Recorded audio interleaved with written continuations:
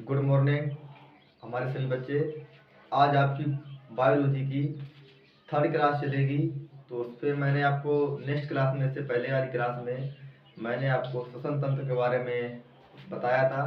तो उन्हीं से आप टॉपिक आपका होगा श्वसन तंत्र से संबंधित क्वेश्चन जो आएंगे आपसे, वो आपके इस व्हाइट बोर्ड पर कराए जाएंगे। क्वेश्चन क्या बन सकते हैं आपकी परीक्षा में आने वाले जो क्वेश्चन होंगे क्या बन सकते हैं। तो सबसे पहले हम यही देखेंगे।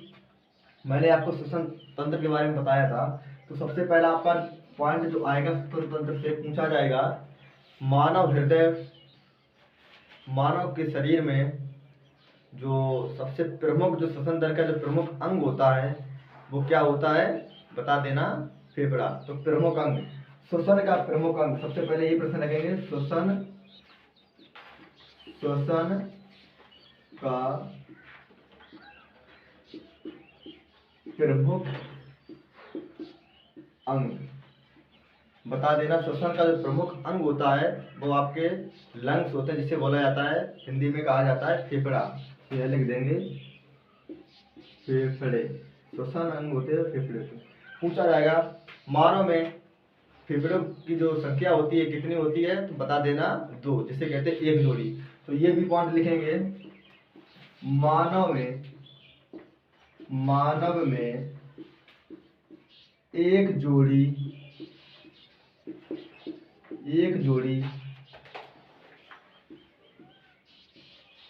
फेफड़े होते हैं।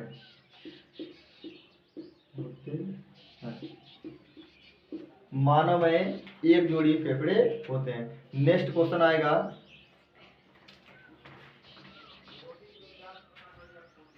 फेफड़ों में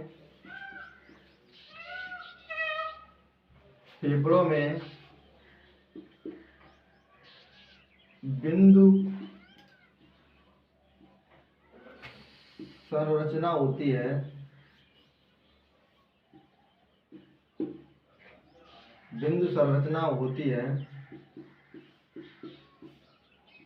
उन्हें क्या कहा जाता है? उन्हें क्या कहा जाता?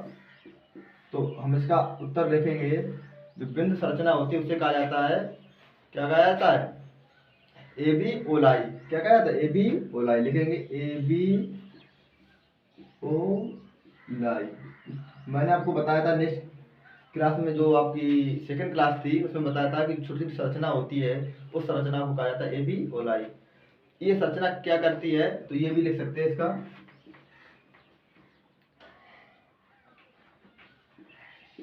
एबी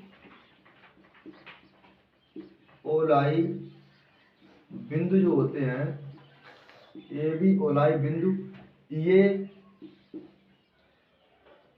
O2 व CO2 की क्रिया उत्पन्न करते हैं।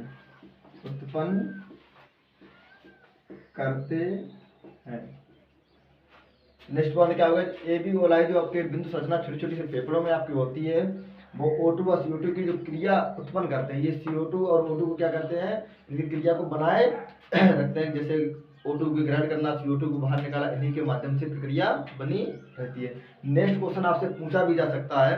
क्वेश्चन आपसे ये पूछा जाएगा, जो फेफड़े होते हैं उनका रंग कैसा होता है? तो तुरंत बता देना, फेफड़ों का रंग गहरा लाल होता है।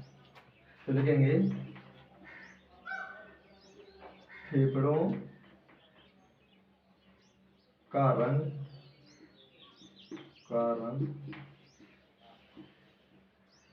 गहरा लाल होता है। इसके बाद आपसे ये पूछा जाएगा, जो आपकी नासिका थी, हमने बताया था आपको, कहा था कि नासिका में एक ग्रंथि होती है, उस ग्रंथि का नाम क्या होता है? म्यूकस ग्रंथि। तो हो सकता है नासिका या नासा मार्ग में कौन सी ग्रंथि पाई जाती है, तो बता देना। नेक्स्ट पॉइंट लिख देना, नासिका में म्यूकस ग्रंथि पाई जाती है। म्यूकस ग्रंथि पाई जाती है। इस ग्रंथि का कार्य भी मैंने बताया था, धूल जीवाणु आदि जो कण आते हैं आपके नासा मार्ग में उसको रोकती है। इसके बाद आपसे प्रश्न कर सकता है, पूछा जाएगा आपसे, जो श्वास नली होती है इसकी जो लेंथ होती है वो कितनी होती है। ये भी क्वेश्चन आपका इंपॉर्टेंट है, तो लिख देना श्वास नली की लंबाई 11 से 12 सेंटीमीटर होती है। 11 से 12 सेंटीमीटर होती है। अब आपसे ये भी प्रश्न कर सकता है कि श्वास नली आपस में ना चिपके तो क्या होता है। तो मैंने आपको बताया था एक अपूर्ण वलय लगा होता है, तो बता देना श्वास नली आपस में ना चिपके, आपस में ना चिपके, जिसके लिए एक अपूर्ण वलय होता है, एक अपूर्ण वलय होता है,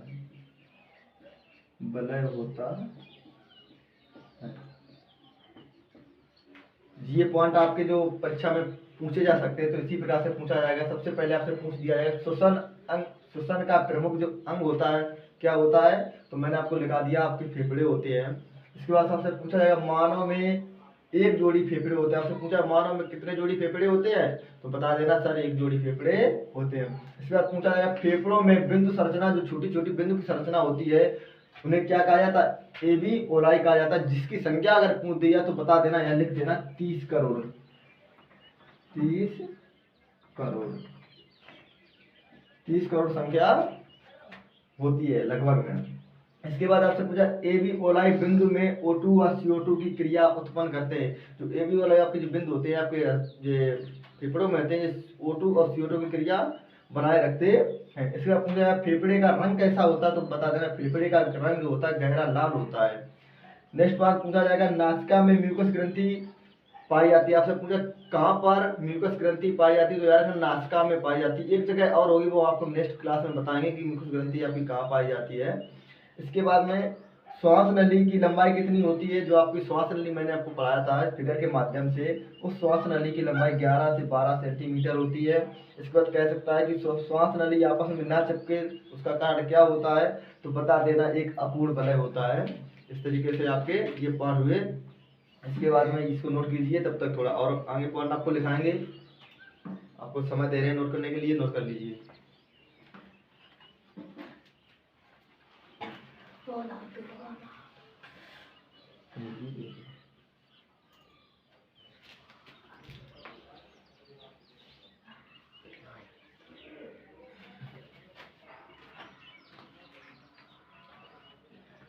हो गया नोट, ठीक है। नेक्स्ट और देखते हैं, 2-4 पॉइंट और आपके बचे हैं, उसको भी कर लेते हैं।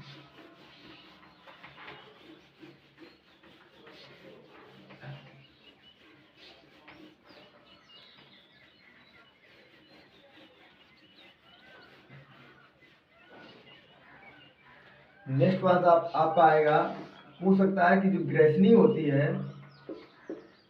ग्रेसनी होती है किसको जोड़ती है, ग्रेसनी किसको जोड़ती है। तो मैंने आपको बताया था ग्रेसनी जो होती है आपकी दो चीजों को जोड़ती है। एक तो आपका मैंने बताया था श्वास नली होती है, श्वास नली। दूसरा आपका आता है ग्रास नली, ग्रास नली। ये दो नलिकाओं को जोड़ती है, ग्रेसनी का कार्य होता है ये दो नलिकाओं को जोड़ना, श्वास नली और ग्रास नली। नेक्स्ट आपसे प्रश्न पूछ सकता है, जो श्वास नली के ग्रेसनी के पास में पूछेगा, ग्रेसनी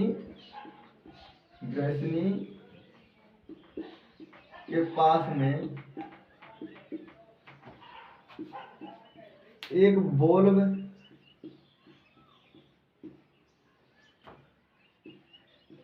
होता है, उसका नाम क्या है, उसका नाम क्या है। तो यार नहीं बोल होता है ग्रेसनी के पास में छोटा सा बोल होता है, उसका नाम होता है ईपीग्लास्टिक। ईपीग्लास्टिक मैंने आपको बताया था, ईपीग्लास्टिक एक आपका बोल्ब होता है। ये बोल्ब क्या करता है यार है ना, ये बोल्ब जो होता है आपका श्वास नली में भोजन नहीं जाने देता। तो ध्यान लेते ना, श्वास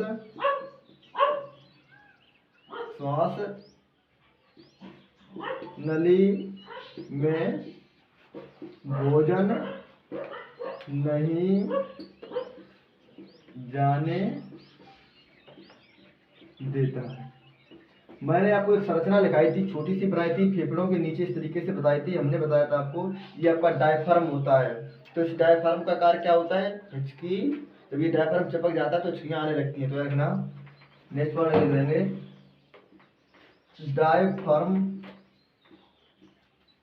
के चिपकने से, डायफ्राम के चिपकने से हिचकियां